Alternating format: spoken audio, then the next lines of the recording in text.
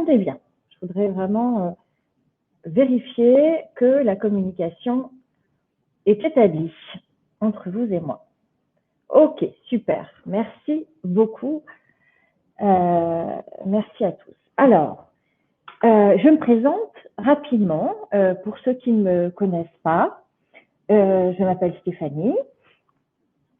J'ai 44 ans. Je suis mariée, maman, psy de formation initiale et ex-RH. Et puis, j'interviens avec pragmatisme, justesse, humour et cœur. Je suis coach, experte en développement du leadership et de la confiance en soi et des personnalités à risque. Et je conseille managers et dirigeants depuis la création de mon cabinet en 2007. Donc, ça fait un peu plus de 12 ans maintenant. Responsable France d'une fédération professionnelle de coaching américaine de 2009 à 2013, j'ai créé la méthode Envol pour développer confiance en soi et affirmation personnelle et la méthode Éveil pour asseoir leadership et charisme parce que ce sont des clés fondamentales pour réaliser notre potentiel, s'épanouir, instaurer des relations humaines positives et donner envie aux autres de se dépasser. Au cours de ces 20 dernières années, en tant que RH et puis en tant que coach, j'ai accompagné des personnes en difficulté du fait de personnalités complexes, voire toxiques. Et j'ai été marquée par leur désarroi face à celles-ci. J'ai alors conduit une vaste enquête sur 2016-2018 et interviewé pour ça près de 90 DRH et dirigeants.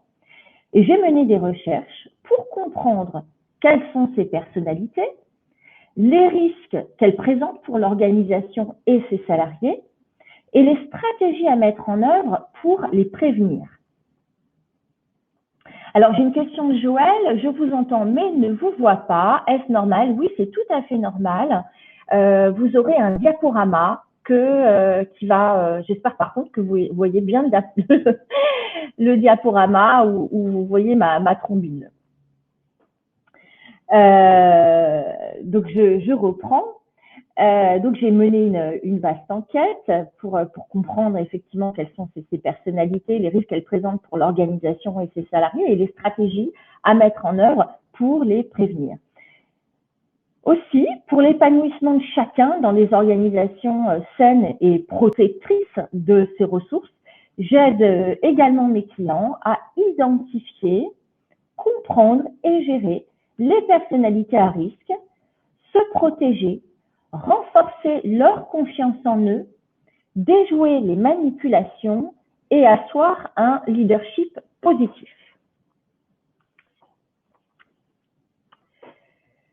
Alors,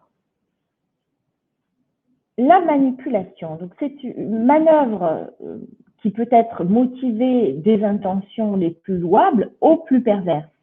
Et cette manœuvre va de la simple tentative d'influence à l'emprise psychique totale. C'est vraiment la manipulation revêt d'innombrables réalités. Donc on va faire très simple en partant du principe que le problème se pose réellement à partir du moment où cette manipulation s'exerce à nos dépens. Et c'est vraiment de cette catégorie de manipulation-là dont nous allons parler aujourd'hui. Alors, quand on est manipulé, ça commence en général par un vague sentiment de non-liberté qui laisse progressivement place à une certaine confusion mentale sur ce qui se joue réellement autour de nous, induisant finalement, doucement mais sûrement, un stress chronique. Alors, on cherche souvent à comprendre ce qui se passe autour de nous. On va raisonner nos interlocuteurs. On cherche à être reconnu dans notre frustration, voire dans notre mal-être. On cherche à arranger les choses en vain.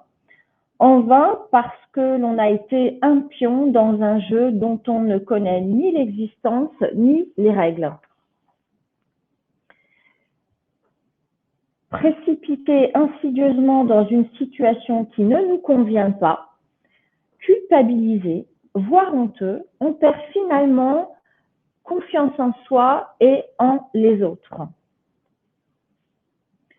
Se protéger, c'est apprendre à esquiver les manipulations et démotiver leurs auteurs.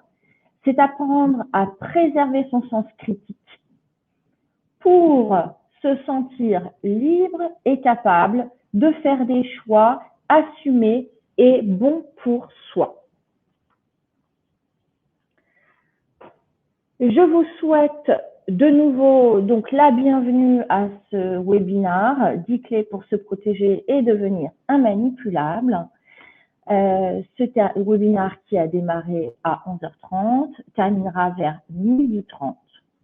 Après environ 25 minutes d'exposé, je prendrai 20 minutes environ pour répondre à vos questions.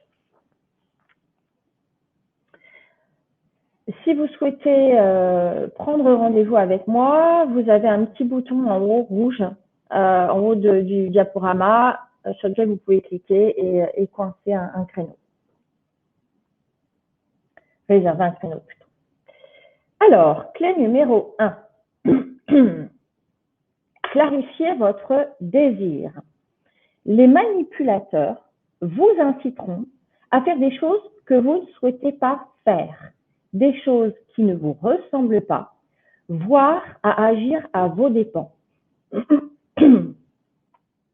Plus vous aurez conscience de ce que vous voulez, de ce qui est important pour vous, moins vous serez influençable.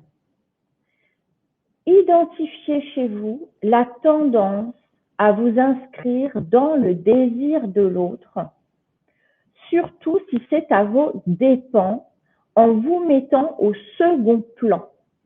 Il faut vraiment apprendre à vous mettre au premier plan en respectant votre désir. Vous devez être la personne la plus importante pour vous-même. En tant qu'adulte, il s'agit de votre responsabilité. Personne ne le fera à votre place.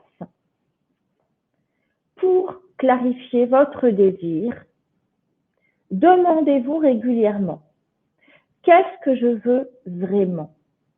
Qu'est-ce qui est le plus important pour moi? Qu'est-ce qui n'est pas négociable? Sur quoi je ne veux plus ou pas transiger? Je le répète, plus vous aurez conscience de ce que vous voulez, de ce qui est important pour vous, moins vous serez influençable.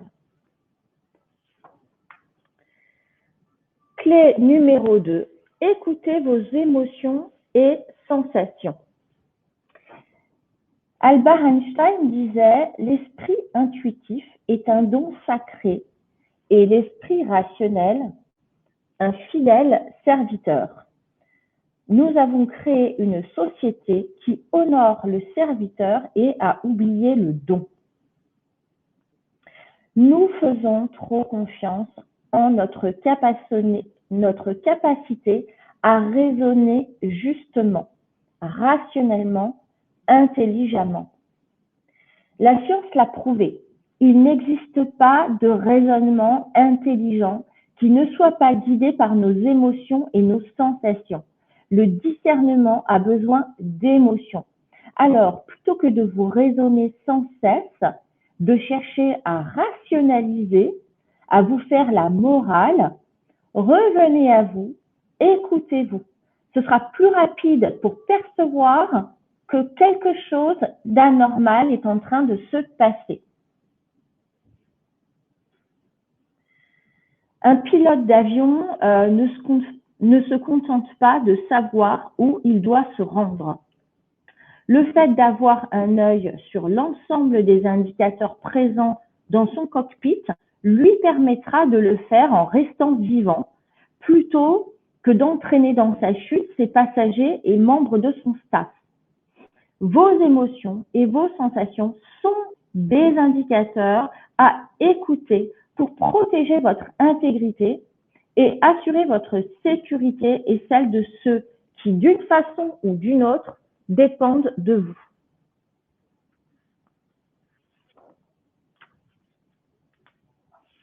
Alors, pour écouter vos émotions et sensations, demandez-vous régulièrement, est-ce que mon manque d'énergie se justifie par un manque de sommeil ou une mauvaise alimentation? Ou est-ce le signe que je suis en train de m'épuiser à tenter de faire face à une situation trouble? Comment je me sens maintenant? Essayez d'identifier votre émotion. Avez-vous le sentiment d'être dominé, jugé, ignoré? Avez-vous le sentiment d'être libre dans une relation particulière? Avez-vous le sentiment d'être coincé dans cette relation? Ressentez-vous de la peur, de la honte, de la culpabilité? De quoi ai-je besoin maintenant? Essayez d'identifier votre besoin. Avez-vous le sentiment d'être écouté? Avez-vous le sentiment d'être pris en compte? Avez-vous besoin de reconnaissance? Est-ce que ce qui se passe ici, maintenant, est juste, bon pour moi, ou tout au moins constructif? Y règne-t-il un juste équilibre entre le donner et le recevoir? Il s'agit, si vous voulez, d'entretenir la conscience de vos émotions et sensations, car les occulter vous prive, comme je l'ai dit précédemment, d'informations très utiles. Clé numéro 3. Prenez conscience de votre valeur intrinsèque. Un manipulateur cherche à exercer du pouvoir sur l'autre. Alors la relation se déséquilibre. L'un cède de son terrain à l'autre. Il vous faut concevoir clairement que vous avez autant de valeur que votre interlocuteur, autant de légitimité à être là et à exister sans contrepartie. Cultivez l'idée selon laquelle vous êtes digne d'être bien traité et entouré de personnes positives pour vous. Cultivez l'idée selon laquelle vous êtes faillible comme tout le monde et que ce n'est pas un problème en soi. Donc, pour cultiver cette estime personnelle, répétez-vous comme un mantra régulièrement les phrases suivantes. Je suis digne d'être bien traité, d'être entouré de personnes bienveillantes et bonnes pour moi. Je suis digne d'être heureux. Je suis faillible comme tout le monde et je l'accepte totalement. En tant qu'adulte autonome, je suis capable de faire face à mes responsabilités. Clé numéro 4. Cultivez votre sentiment de liberté. Dès qu'une manipulation commence à opérer, notre sens critique et notre sentiment de liberté s'en trouvent affaiblis. Progressivement s'installe un discours intérieur régi de « il faut »,« je dois »,« je n'ai pas le choix »,« je suis obligé de », etc. On perd de vue progressivement son libre arbitre. On n'ose alors plus réclamer ce à quoi on a droit.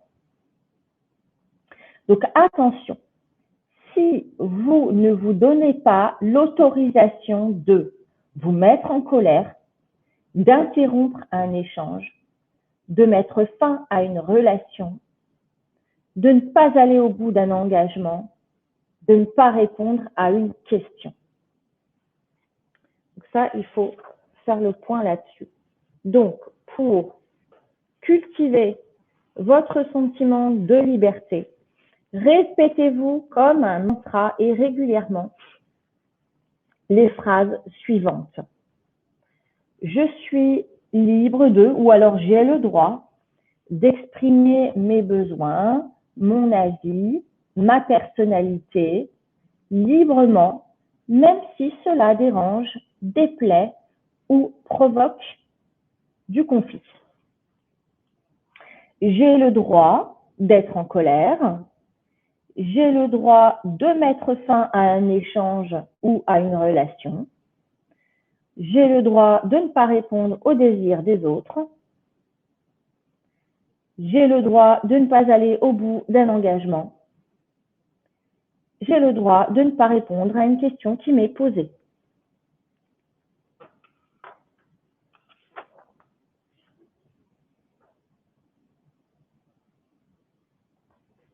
Clé numéro 5.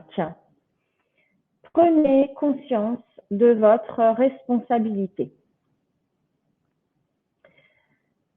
Si vous déportez vos responsabilités sur les autres, si vous pensez par exemple que les autres ont d'une façon ou d'une autre la responsabilité de vous rendre heureux, de vous sécuriser, vous perdez de vue votre pouvoir personnel dans une situation. Vous donnez du pouvoir aux autres sur vous. Vous vous rendez alors dépendant des autres, c'est-à-dire influençable. Cultivez donc l'idée selon laquelle vous êtes entièrement responsable de vos propres comportements. Alors, je vois que Thibaut a une petite question. Je répondrai à vos questions plutôt dans un second temps. Donc, Thibaut, le droit de ne pas aller au bout d'un engagement, 3 points d'exclamation, cela surprend. À quel contexte pensez-vous? Je pense à n'importe quel contexte. Voilà, donc je poursuis. Bien sûr, ça surprend, bien sûr. Alors, je poursuis. Et je répondrai bien volontiers à toutes vos questions donc, au terme de cet exposé. Alors, cultivez l'idée selon laquelle vous êtes entièrement responsable de vos comportements, hormis sous la contrainte physique naturellement. Donc, hormis sous la contrainte physique, prenez conscience que les autres n'ont pas le pouvoir de vous faire ou ne pas faire quelque chose. Inversement, délestez-vous des responsabilités qui ne sont pas les vôtres. Par exemple, démissionner ne signifie pas abandonner vos collaborateurs. Vos collaborateurs sont des adultes autonomes, responsables d'eux-mêmes, tout comme vous, et ils sont libres de prendre les décisions qui les concernent. Pour cultiver votre sentiment de responsabilité, répétez-vous comme un mantra régulièrement les phrases suivantes. Je suis responsable de moi-même, de ma sécurité, de mon intégrité. Les autres n'ont ni la responsabilité ni le pouvoir de me rendre heureux. Je suis responsable de chacun de mes comportements. Les autres n'ont pas le pouvoir de me faire quelque chose ou de m'en empêcher. Je ne suis pas responsable de toutes les émotions et réactions que je suscite chez les autres. Et tout comme moi, les autres sont responsables d'eux-mêmes et libres de prendre les décisions qui les concernent.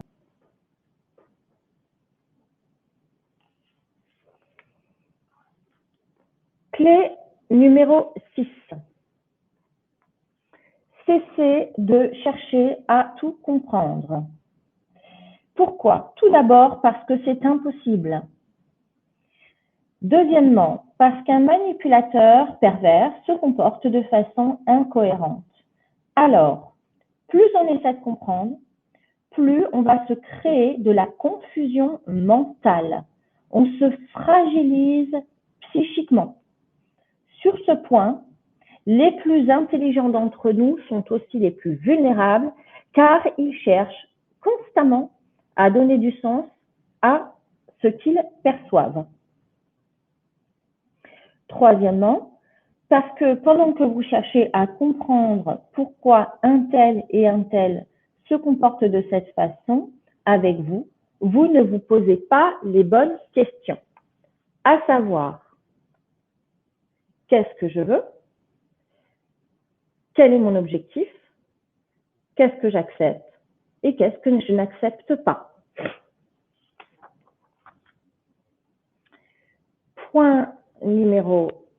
Clé numéro 7, surveillez votre besoin de reconnaissance.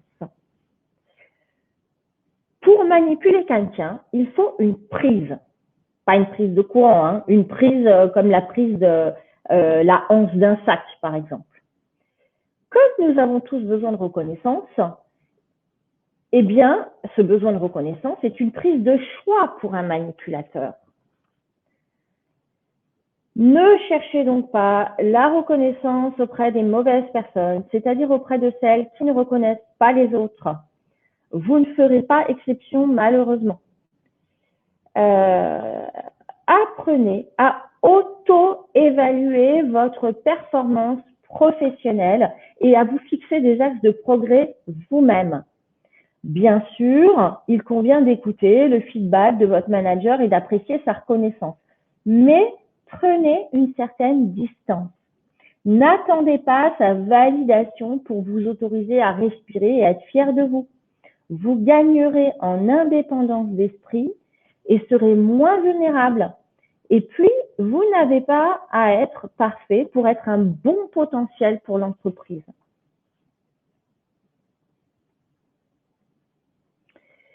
Clé numéro 8, prenez conscience de l'existence des personnalités perverses manipulatrices. Alors, la perversité existe, en effet, et les pervers ne sont pas forcément des personnes en souffrance ayant manqué de reconnaissance et d'affection et qui n'attendent qu'à être sauvés de leur mal par leurs bienveillants collaborateurs. Donc, il faut prendre acte de ça pour en savoir plus. Je vous invite à consulter mes précédents articles sur le sujet qui sont accessibles sur mon espace LinkedIn, où je décris largement ces personnalités et leur comportement dans l'organisation. Clé numéro 9, séparer davantage les espaces pro et perso. Attachez-vous à rester très professionnel au travail. Et même si on peut naturellement et heureusement s'y faire des amis, voire y rencontrer le grand amour, prenez du recul, prenez du temps et ménagez-vous toujours une sphère intime. Le mélange des sphères pro et perso est à la mode. Mais ce n'est pas parce qu'on vient au travail en basket, qu'on tutoie le directeur général, qu'on fait des photos fun ou des baby-foot, que les salariés deviennent bienveillants. Le mélange des sphères va induire des limites floues entre ce qui est normal, acceptable dans l'entreprise et ce qui ne l'est pas. Et donc, cela ouvre la porte à l'intrusion dans l'espace intime. Un manipulateur se fond mieux dans un décor où des comportements un peu limites sont tolérés. Donc, tout cela lui ouvre un terrain de jeu. Clé numéro 10, affirmez-vous. Alors là, j'ai fusionné affirmez-vous et affirmez votre cadre d'exercice. Alors, affirmez-vous et affirmez votre cadre d'exercice. Posez vos limites. Dans vos échanges avec un manipulateur, vous risquez d'être déstabilisé et de vous sentir tendu, dominé, intimidé, voire charmé. Et il peut ainsi vous inciter à agir de façon inhabituelle, hors de vos méthodes et process, voire de façon incongrue, immorale ou encore illégale. Donc, avant toute chose, prenez du recul, gardez la tête froide, prenez du temps pour vous pour clarifier votre rôle et votre cadre éthique, ce qui est acceptable et ce qui n'est pas, et affirmez-vous. Affirmez votre cadre d'exercice. Ne vous suradaptez pas à leurs attentes. Apprenez à dire non. Refusez de mener des actions hors de vos fonctions et de vos process habituels ou inacceptables pour vous. Alors, voilà les 10 clés. Juste avant de passer aux questions, je voudrais m'adresser uniquement aux participants qui ont une problématique actuelle et urgente.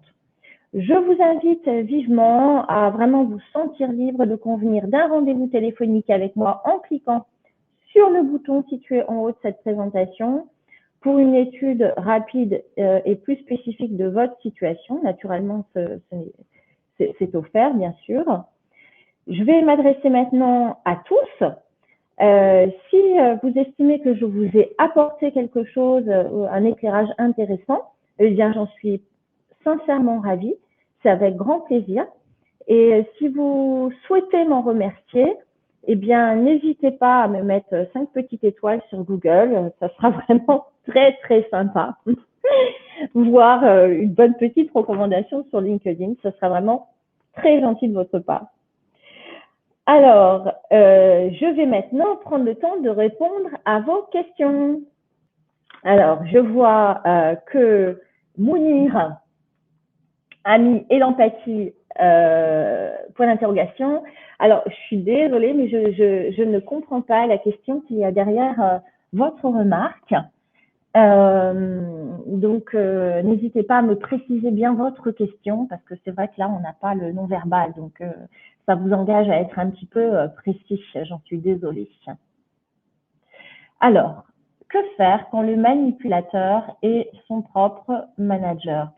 Alors, Agnès, vous aurez un article que j'ai écrit qui s'appelle Mon manager est psychopathe ou pervers narcissique, que faire? Alors, évidemment, il y a plein de manipulateurs qui ne sont pas psychopathes et qui ne sont pas pervers narcissiques. Hein, donc, tous les manipulateurs ne présentent pas une personnalité pathologique, pas du tout. Donc, il vous faut, Agnès, donc je vous invite quand même à consulter cet article, c'est pour ça que je vous le citais. Je vous invite à reprendre les 10 clés que nous avons vues aujourd'hui et vraiment vous coller à ce travail-là. Et je vous invite à apprendre à déjouer les manipulations. Et je ferai un webinaire spécifiquement sur ce thème, hein, comment déjouer les manipulations avec des techniques de communication. Mais dans un premier temps, sachez que ça repose beaucoup sur l'affirmation de soi. Après, si vous estimez, Agnès, que c'est pas juste un petit manipulateur, mais vous sentez quelqu'un de très toxique et de mal intentionné à votre égard, le bon sens veut que vous cherchiez, en parallèle de ce que je viens de vous dire, à interrompre cette relation, parce que même si vous êtes consciente de la personne qui est face à vous, et même si vous avez vraiment fait un travail personnel pour apprendre à vous protéger et à vous affirmer, la relation restera, quoi qu'il en soit, toxique. Voilà, j'espère avoir bien répondu à votre question, et si j'ai pas suffisamment répondu, eh bien vous me relancez naturellement. Alors, tac, tac, tac, je regarde les questions. Alors, idem, manager femme. Alors, pareil, Anne, pardonnez-moi, j'ai besoin de questions qui soient peut-être un petit peu plus développées. J'imagine que vous réagissez à la remarque de Agnès, que ce soit une femme ou un homme, hein, ça ne change rien. Hein. Les conseils sont les mêmes. Alors, Élodie, j'ai été manipulée par le passé et reste sur la réserve car j'ai peur que cela arrive de nouveau. Que faire et comment repérer la manipulation? Alors, Élodie, je vais, au risque de me répéter, je vous invite à reprendre ces 10 clés et à vraiment vous attacher à ce travail avec beaucoup de discipline parce que c'est par ça que ça passe. Et c'est ça qui vous permettra de repérer les manipulations. C'est parce que vous aurez une conscience claire de votre désir, de ce qui est important pour vous, de votre estime personnelle, de votre périmètre, de légitimité, etc., que vous percevrez avec beaucoup plus de discernement lorsqu'il y a un abus dans la relation, lorsqu'il y a un déséquilibre, parce que vous êtes beaucoup plus solide. C'est vraiment ce travail que je vous invite à faire. Alors, une femme manager peut-elle être manipulatrice? Absolument. C'est pas du tout réservé aux hommes. Maintenant, il y a un peu plus d'hommes que de femmes, mais enfin après ça, mais et encore, ça, je reviens sur ce que je viens de dire. Il y a plus d'hommes qui est une dimension malveillante. Désolée de le dire, ce sont les statistiques. Mais la manipulation, vous l'avez sans problème dans les deux genres. Alors, Thibaut, refuser une manipulation hors de vos fonctions. Alors, est-ce que ce n'est pas un risque d'agilité? Si, c'est tout à fait un risque d'agilité. Tout à fait. Après, vous avez la plupart des gens avec lesquels vous pouvez vous montrer tout à fait agile, vous remettre en question, exprimer vos émotions, vos vulnérabilités, etc. Mais tout ce que je viens de dire là, il ne faut pas le faire face aux manipulateurs. C'est-à-dire que quand vous êtes... alors effectivement, vous avez raison de poser cette question parce que une fois que vous avez mis en place les clés que je vous ai données, par rapport à ce conseil-là, effectivement, vous avez raison, il faut savoir le doser selon ce que vous percevez de la relation. Si vous suspectez d'être face à quelqu'un qui vous manipule, qui vous incite toujours à faire des choses différentes que ce que vous auriez faites, qui ne sont pas cohérentes avec vos convictions, qui ne sont pas cohérentes avec vos valeurs, qui ne sont pas spécialement cohérentes avec l'intérêt de l'entreprise, etc., c'est warning, warning, et exercer votre sens critique, savoir si véritablement vous devez déroger à la règle ou si ça ne se justifie pas. Parce qu'il y a certains manipulateurs qui justifient ça de plein de façons et qui vous embrouillent la tête. Donc, il faut vraiment faire preuve, exercer votre sens critique. Donc, bonne remarque. Merci beaucoup pour cette remarque. J'espère que je vous ai correctement répondu. Agnès, ok. Pourquoi certaines personnes deviennent des manipulateurs? Alors, c'est hyper compliqué de vous répondre. Je vais essayer de faire simple. Vous avez... alors, tout à l'heure, en introduction, je ne sais pas si vous étiez déjà avec nous, Élodie, mais en introduction, j'ai évoqué le fait que la manipulation revêt de très nombreuses réalités. Donc, vous répondre sur les différentes formes de manipulation, ce serait vraiment très, très long. Je vous propose de vous répondre par rapport à des manipulations qui s'exerceraient à vos dépens, d'accord? C'est-à-dire, je vais circonscrire mon explication au contexte dans lequel une personne agirait à vos dépens, d'accord? Et pour son intérêt personnel. Donc, qu'est-ce qui amène les gens à exercer la manipulation? Vous avez le cas particulier des personnalités pathologiques manipulatrices, comme la paranoïa, la perversion narcissique, la psychopathie primaire et secondaire. Enfin voilà, vous avez quelques les états limites et les personnalités histrioniques. Là, on a des personnalités pathologiques qui sont très manipulatrices. Certaines, comme les paranoïaques et les psychopathes pervers narcissiques, qui sont parce qu'il peut y avoir une alors je refais ma phrase, ça sera plus clair. Les personnalités perverses narcissiques ont une dimension perverse, donc ça l'amuse en fait. Ces gens-là jouent avec vous comme une souris, comme un chat va jouer avec une souris, et vous déstabilisez. C'est très rigolo. Finalement, les émotions de la personne sont vraiment le jouet favori des pervers, et puis vous videz de votre substance vitale et de votre joie de vivre et de votre confiance en vous. C'est très, très jouissif pour ces gens-là. Après, vous avez d'autres personnalités pathologiques qui manipulent, mais dans une autre intention. Par exemple, les paranoïaques, c'est pour reprendre le contrôle de la situation. Ils assoient une emprise sur les personnes pour les contrôler parce qu'au fond, ils en ont peur. Et puis d'autres personnalités pathologiques, comme des histrioniques, vont chercher à capter toute l'attention donc vont embrouiller avec des discours un peu fous, etc., parce qu'elles ont un besoin pathologique de reconnaissance. Donc, on a ces cas-là où là, ça se met en place dans l'enfance, ça se stabilise à l'adolescence et c'est pour toute la vie. Et puis, on a d'autres cas aussi de gens qui peuvent vous manipuler de façon plus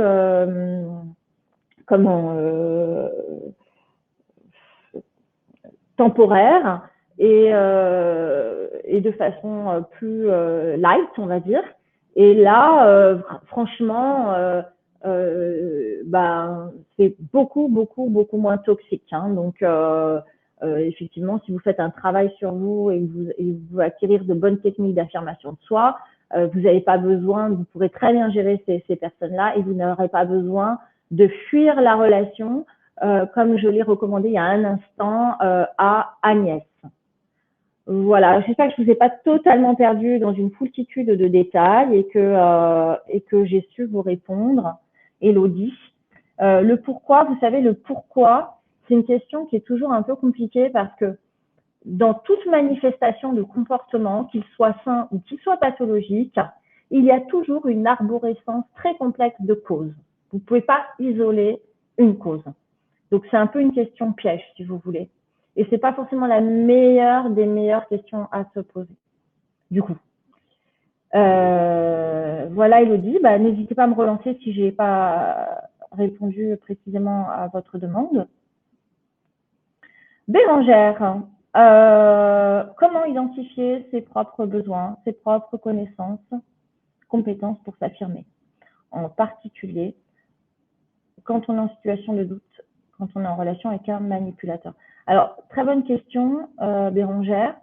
Déjà, il faut savoir que si vous êtes en relation avec un manipulateur pervers, un manipulateur toxique, vous ne pouvez pas mener ce travail-là de façon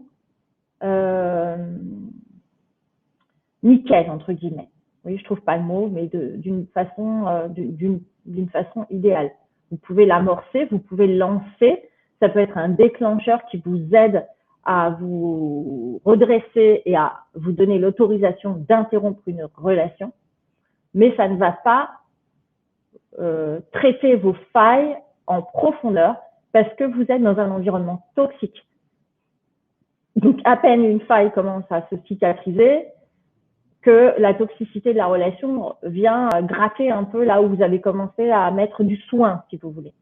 C'est comme si vous vous soignez des petites griffures, des blessures que vous avez aux mains et que dès que vous avez fait vos soins, vous remettez la main dans un bain d'acide. C'est pas possible. À un moment donné, vous n'allez jamais vous en sortir. Vous n'allez jamais cicatriser. Donc, il faut vraiment enlever la main et faire ce soin. D'accord? Donc, ces 10 clés, il faut les appliquer pour interrompre la relation si vous êtes avec quelqu'un qui est très toxique. D'autant que, effectivement, quand on est en proie avec un manipulateur qui est mal intentionné, qui est pervers, on a une confusion mentale. Donc, on n'a plus accès à ces émotions, ces sensations, elles sont complètement brouillées. Donc, c'est très difficile de les identifier. Donc, c'est d'autant plus important de quitter d'abord la relation.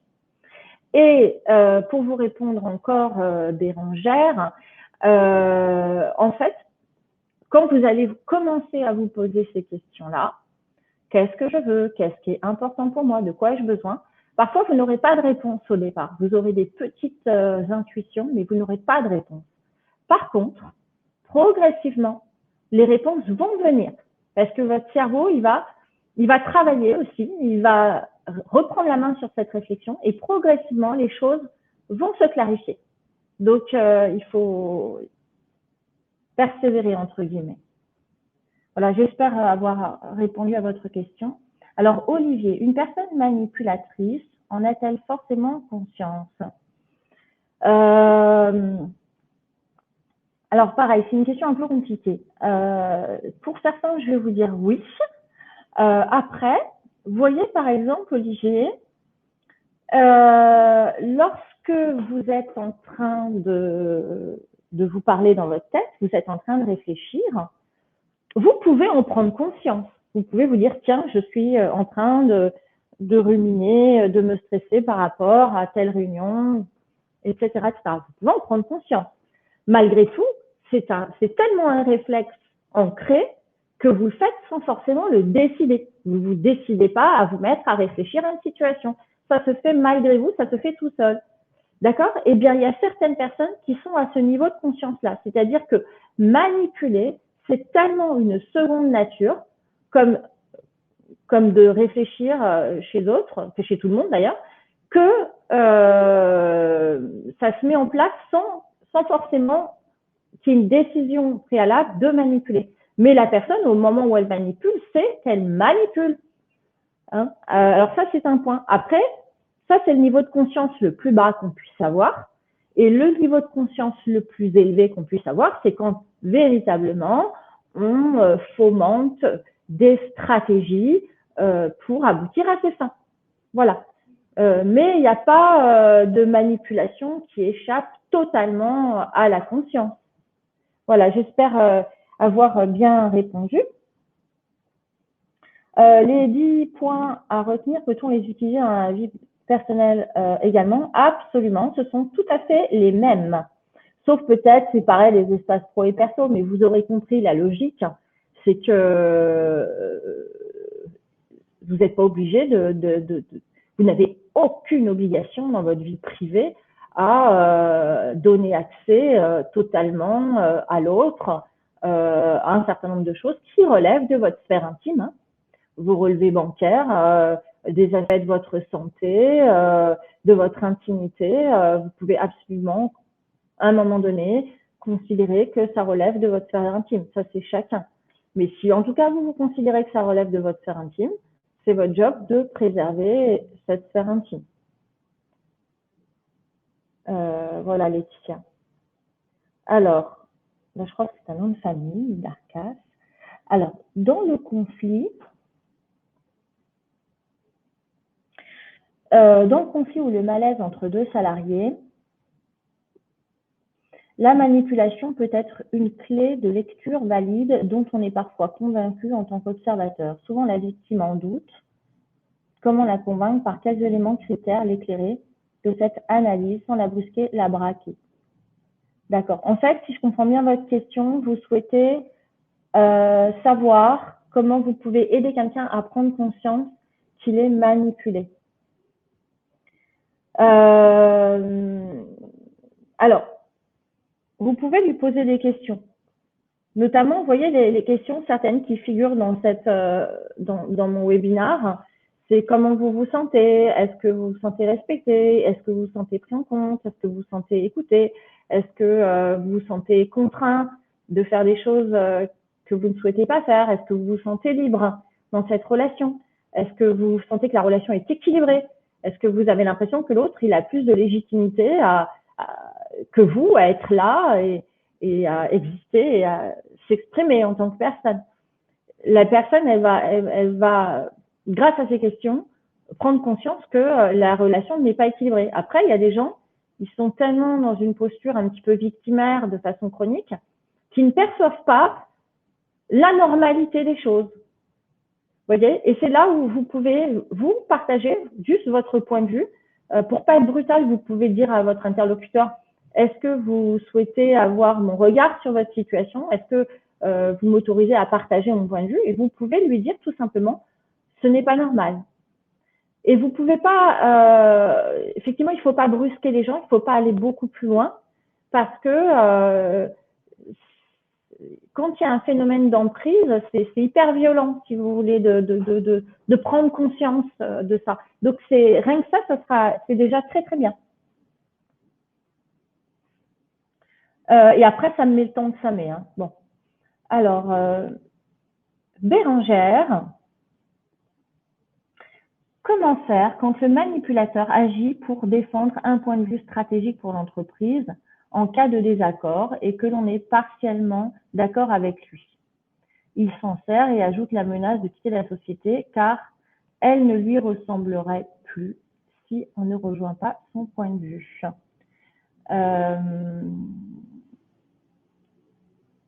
Alors évidemment, vous voyez, typiquement les menaces, les tentatives d'intimidation, etc.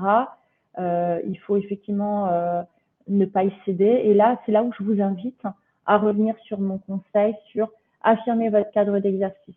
Restez dans le périmètre qui est le vôtre, affirmez votre autorité, affirmez vos limites et prenez le risque que la personne mette sa menace à exécution. Parce que effectivement, là, dans le contexte que vous semblez décrire, c'est quelqu'un qui semble faire peser des menaces de son départ qui aura un impact pour l'organisation. Mais bon, là, effectivement, il faut rester très campé sur les positions qui vous paraissent les plus justes pour ne pas fléchir, effectivement. Mais bon, après là, par rapport à ce cas-là, Bérangère, c'est un peu difficile de vous en dire davantage parce que il y aurait probablement beaucoup plus de choses à dire que je pourrais vous dire en ayant une meilleure compréhension de votre contexte. Alors Arnaud, la fuite reste le meilleur remède face à la manipulation. Encore faut-il toutefois être conscient que l'on est en train d'être manipulé, ce qui n'est pas le cas si l'on est dans l'émotion, la peur, le doute. Les faits, le cadre, une aide extérieure semblent nécessaires, sinon incontournables. Alors merci pour ce partage et ces conseils.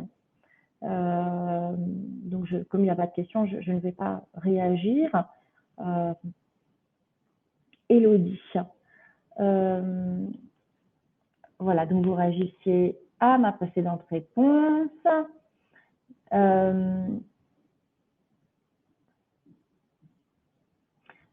Dérouler votre magnétique plutôt que de proposer une analyse complète. Oui, tout à fait. Tout à fait. Après, on peut partager un point de vue extérieur sans vouloir l'imposer, hein, parce que sinon la personne va faire de la résistance et elle va rejeter vos conseils si elle n'est pas capable de les entendre. Elle n'est pas prête à les entendre. Voilà. Sauf erreur de ma part, je n'ai pas de nouvelles questions. N'hésitez pas, parce que moi j'ai encore l'antenne, entre guillemets, pendant 10 minutes. Donc, si vous aviez des questions qui touchent spécifiquement à ce thème ou connexes, je vous invite à me les écrire maintenant. Alors, je vois que plusieurs personnes sont en train d'écrire. Je profite de ce tout petit moment pour vous indiquer que sur ces thématiques et plus spécifiquement sur les thématiques des personnalités à risque, je propose une conférence en présentiel qui dure environ 1h20, 1h30, mais ça s'ajuste, en entreprise et qui est destinée à un public RH et dirigeant. C'est vrai que je l'ai plutôt aujourd'hui animé, proposé dans des directions des ressources humaines que vis-à-vis de dirigeants. Mais si vous souhaitez offrir à votre équipe une sensibilisation sur ces sujets, eh bien, je peux venir en entreprise vous proposer ma conférence. N'hésitez pas à consulter mon site internet parce qu'elle est présentée de façon assez détaillée. Alors, je vais reprendre, donc, du coup, il y a quelques questions. Alors, où est-ce que je m'étais arrêtée? Je reprends le fil. Tac. Ah, voilà. Avez-vous un autre webinaire à venir, s'il vous plaît? Oui, je fais des webinaires tous les 15 jours. Vous aurez la liste des thèmes sur le site lecampusonline.fr. Pardon, pas tous les 15 jours, je vous dis n'importe quoi. Tous les 2 mois. Et dans 2 mois, j'en aurai un à destination des recruteurs. Comment identifier une personnalité perverse narcissique lors d'un recrutement. Et puis après, vous verrez les autres thèmes. Donc, un mois sur deux, je propose un webinaire qui tourne autour de ces sujets-là. Alors, comment retourner le manipulateur dans le sens positif pour l'entreprise? Alors, soit vous êtes face à quelqu'un, je vais essayer d'être simple et pardon, mais peut-être simpliste. Soit vous êtes face à quelqu'un qui est pas bien retors, qui est pas bien pervers, qui est pas très dangereux, et en recadrant les choses, en vous affirmant, en vous montrant beaucoup plus formel et beaucoup plus professionnel dans la relation, et en utilisant, en faisant preuve d'une très bonne affirmation de soi, vous pouvez entre guillemets, permettre à la personne de changer et se recadrer, on va dire.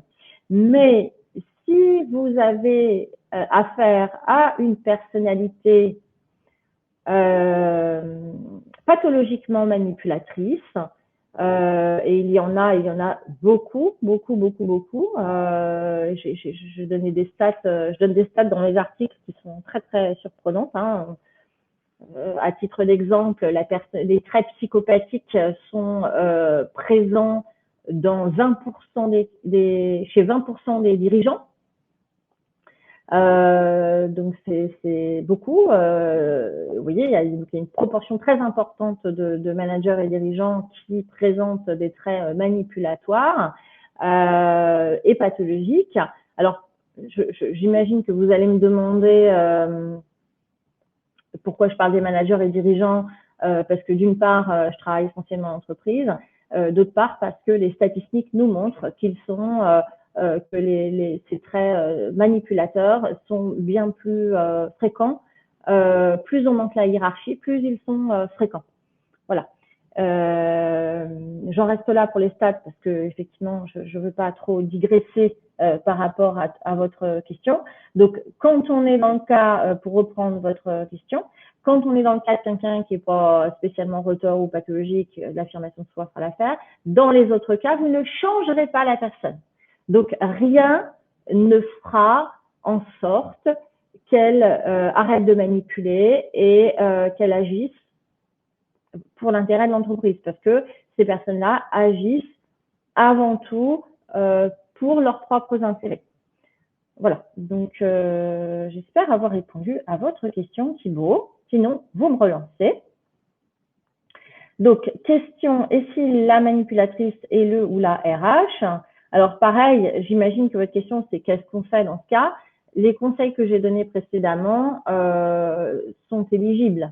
Après, effectivement, selon le pouvoir de la direction des ressources humaines chez vous, estimez si vous avez pas plus de risques à rester qu'à partir. Hein. Ça, c'est vraiment tous ces éléments de contexte qu'il faut prendre en compte pour vous. Si vous n'avez aucun soutien et que c'est vérolé même au niveau des soutiens que vous devriez avoir, je crois qu'effectivement, il faut en tirer les conclusions qui s'imposent. Alors, Hélène, quand on ne peut pas quitter la situation, comment limiter son emprise?